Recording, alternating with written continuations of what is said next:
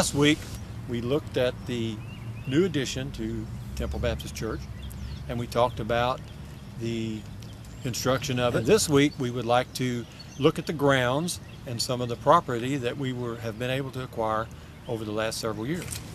We're here on the parking lot. This property was acquired from the Hollanders in 1994 for $83,500. And of course there were two houses on this property and lots of grass and trees, but as you can see, this is a much needed place for our parking lot. We didn't have enough parking, and this enabled us to put the people in the church that are in there now.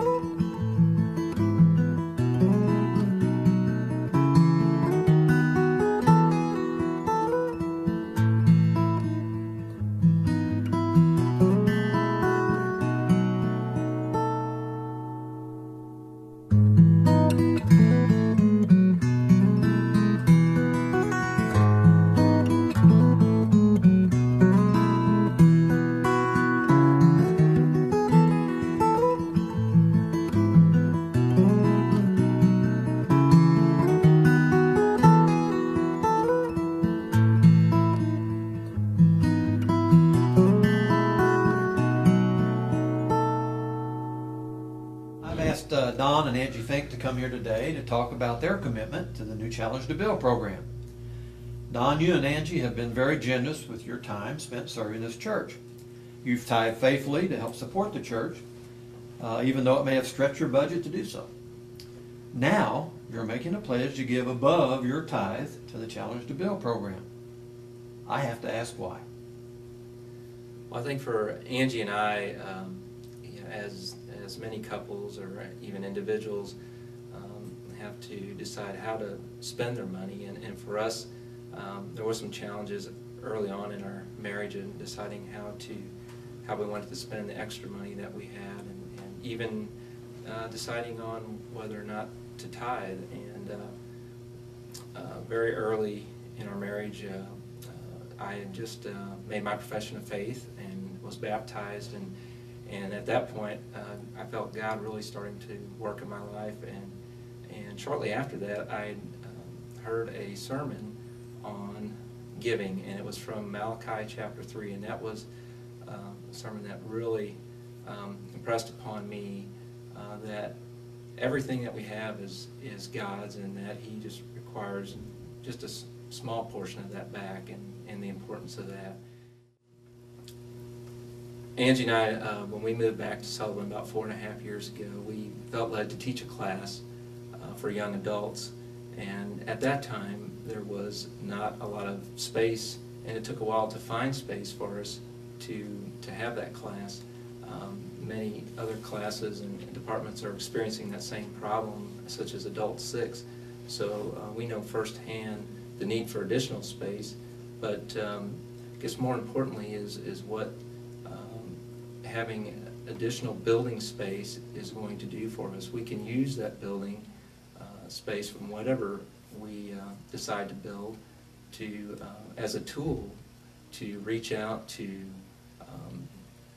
the lost in the community, to provide ministry opportunities, to provide discipleship training for our church that we have, and just to provide for the future.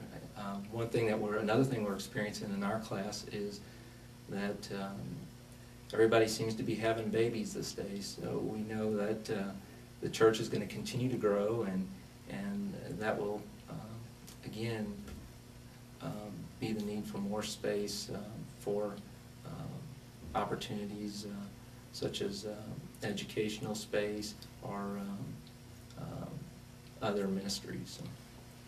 So would you consider the giving to the Challenge to Build a direct challenge from God to you to make a sacrifice so that this can happen? Yes, I think that it is a direct challenge. There are, as I mentioned earlier, there's always plenty of things to spend money on, but when we look at spending money, we always try to think about what kind of significance it has, and does it have an eternal significance. And if we are providing opportunities for our church and for the community around us to reach out to that community, I think that it does have eternal significance. Thank you. Angie, I know that you're an expert in planning diets and figuring out how to reduce calories. Would you use some of that expertise to see how we could cut some of the fat out of our spending so that we could share in this project? Well, Don and I have actually done just that. We cut a lot of fat from our budget even before the Challenge to Build program came up, so I feel like we've got some good ideas about ways that people can find money to give to the Challenge to Build program. There's some small ways and there's some big ways, so depending on what God has called you to do, that's where you need to look in your budget. Don and I first actually looked at what we were spending monthly as far as our monthly bills that always came in. And so some of the first things that we cut even before Challenge to Build were we dropped our cell phone, or not dropped it, but we got out of the cell phone plan and went to a track phone. And so that was a savings of like $20 a month. So you're talking about $240 a year, which is a good savings. We also, when we got cable, we went with the basic package instead of getting the extended package, which I think is probably a savings about $35, $40 a month. And so when you look at that on the year, that's like $480 if it's $40 a month. We also only use dial-up internet instead of DSL. And so I don't even know what DSL is, probably $35 or so a month, but $45, okay. So that would be a savings of like $30. So you're looking at $360. So you can just see the numbers adding up. So we come from that perspective where we've already cut a lot. So we're like, wow, where can we cut more? Because we do want to give to Challenge to Build program.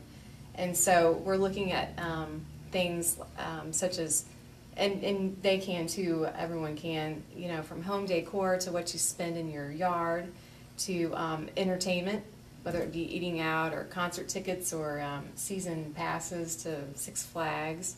Can also be some bigger items, if God's calling you to give in a big way and you have those capacities and it wouldn't prevent you from paying the bills that you're already committed to paying. It could be downsizing in the living space that you have. It could be a car. So those are some things that we have done.